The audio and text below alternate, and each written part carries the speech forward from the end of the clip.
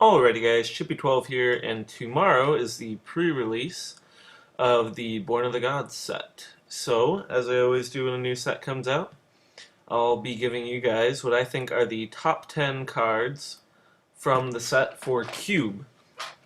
And as you might have seen from my previous update, getting pretty annoyed because my editing software is giving out on me, and trying to figure that situation out for that. But anyway, first there's a card I'd like to talk about, not in the top 10, but that is Temple of Enlightenment. I've actually started to run the temples in my cube, and I feel like this one is very good because its colors fit perfectly in the white-blue control spectrum, so I highly recommend it. Even if you don't play all of them, maybe you want to consider putting this in to replace another one of your white-blue lands, because the scry effect in white-blue can be pretty nice. Alright, so moving on to our top 10. Number 10, we have Fellhide Spirit Binder. This card's very good. It's a lot like, what's the card I'm looking for?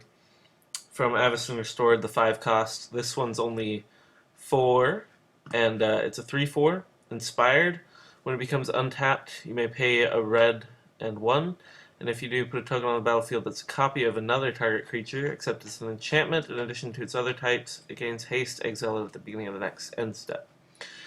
So, definitely not the greatest, mostly because you don't get to take their creature, which is the benefit of the other one, and you also have to pay each time you do it, but it is a repeatable effect, and kind of makes it pretty powerful and pretty big thing to deal with. And unfortunately it doesn't have haste either, but Zealous Conscripts, that's the other card. But still, a very good card. I'd consider putting it in as a 4-drop. And number 9, we have Xenagos, God of Revels. So, any of the gods pretty much are pretty awesome, but this guy, he's a 5 cost, 6/5 indestructible. Obviously he's not a creature until you get devotion up to 7. But he still has the ability and is very hard to deal with because it's indestructible. So at the beginning of combat on your turn, another target creature you control gains haste and +X until end of turn, where X is that creature's power. So he basically just pumps your guys up who are already huge, and hopefully in red-green you're going to have some awesome beasts with trample already. So it also becomes just really hard to deal with, and then it becomes a creature too. I mean, indestructible creature out there. Just very hard to deal with as well. Moving on to number 8, I have Heralded Torment. Definitely the best competitor for one of the Bestow cards in black. Pretty awesome to see. We've got a 3/3 flyer. At the beginning of your upkeep, you lose 1 life. Even that, in and of itself, is not too bad, but the fact that you can bestow it for 5 onto another creature and give it +3/+3 in flying is also pretty hard to deal with. The cost of you losing 1 life is well worth it, and when the creature that it's enchanted to dies, then you still have your 3/3 flyer that they have to deal with. And the cost is 2 black, but I honestly don't think it's all that bad, especially if you're going 2-color or especially monocolor black. Next up, we have number 7, Searing Blood. Another very good red removal spell. And it's an instant that deals 2 damage to target creature, and when that creature dies this turn, it deals 3 damage to that creature's controller. So it not only affects one of their creatures, but also the opponent, which is pretty powerful, and it's also an instant, which is very nice. The only thing that holds it back from being better is that it costs 2 red, but still a very good removal spell. Number 6, we have Mogas, God of Slaughter. It's cheaper than Xenagos at 4 cost, 2 a black and a red. Again, indestructible, of course. Until your devotion gets up to 7, it's not a creature, but at the beginning of each opponent's upkeep, it deals 2 damage to that player unless he or she sacrifices a creature. So you get the ability of Sulfuric Vortex and I believe the Abyss without even having to have them separated. at the black-red cost. I think he fits very well into the black-red category, and when he does become a creature, he's also a 7/5. The only thing that holds this guy back as well is that they get to choose whether they want to sacrifice the creature or take 2 damage. Either way, though, it's going to hurt them, and they're not going to be able to get rid of it very easily at all. Moving on to the next one, number 5, we have Spirit of the Labyrinth. Costs 1 and a white for a 3/1. Already awesome to see that much power in a 2-drop. And each player can't draw more than 1 card each turn. So I think this card totally shuts down any decks that are based on getting a ton of card advantage. I think he fits, or she fits very well into an aggro red-white, white something, or just plain white. But the 3 power makes it a very good attacker to get in early on. And at the 2 cost, very awesome. And the additional ability is again awesome. So next we have number 4, Painseer. Now definitely not as good as Bob, although there are some benefits to it. Same cost, and it's a 2/2, which is great to see getting the full benefit of 2 cost for 2 power and 2 toughness. And when it becomes untapped, reveal the top card of your library and put it into your hand. You lose life equal to that card's converted mana cost. So obviously the same ability, except you won't be able to do it every turn, because he won't be able to attack for a while. He may be hard to get through unless you can get him in early on.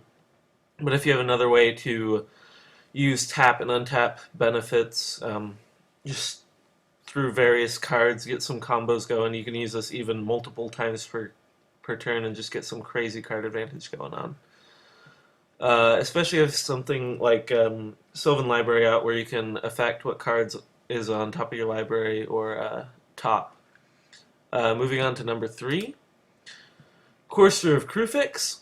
It's a 3-cost 2/4, basically a lot like Oracle of Moldiah, just a bit different.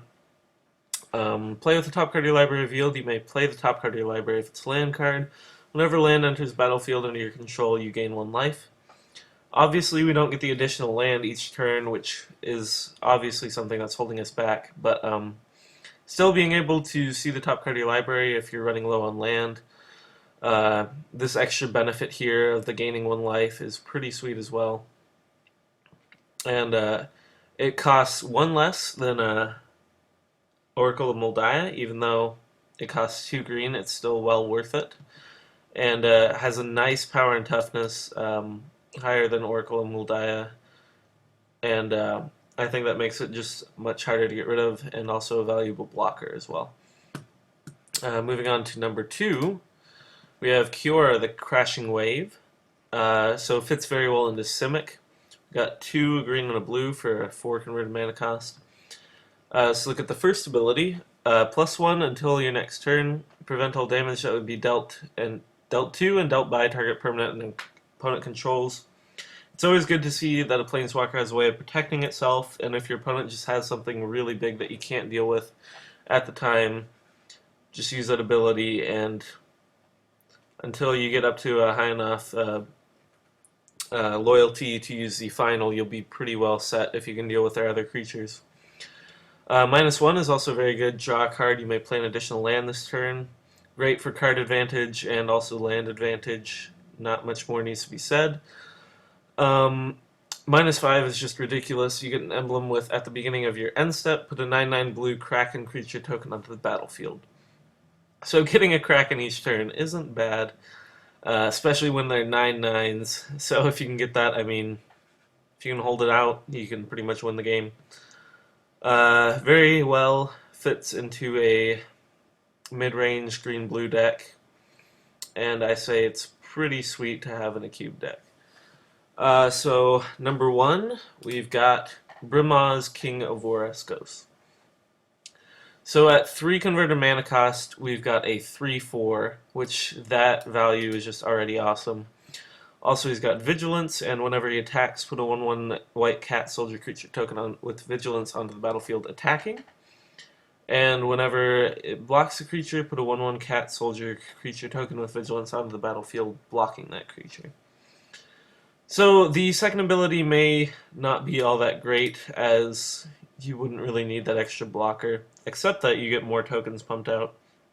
But getting another attacker each time you do attack, and also has vigilance, so it's not like you're a blade hold in that the creature is tapped and attacking, but you can also use it as a chump blocker if you need it. I'd have to say this card is ridiculously good, and you can also use him both abilities, as you can attack and then still have the vigilance to be able to block. So just a great token generator, and I mean beater in general. It's got a high defense as well as toughness, as well as power for its low cost. I think definitely could be one of the best white 3-drops creatures. So that's it for my Born of the Gods cube analysis. I wish you all luck as you go into the pre-release tomorrow. I have had a tough decision in choosing which color I want to go, but I think I've settled into blue and hopefully play some white-blue flyers with heroic abilities. But anyway, I wish you all luck in what you pull as well as how you do in the tournament, and thanks for watching. Please comment, subscribe, and keep watching for Magic videos.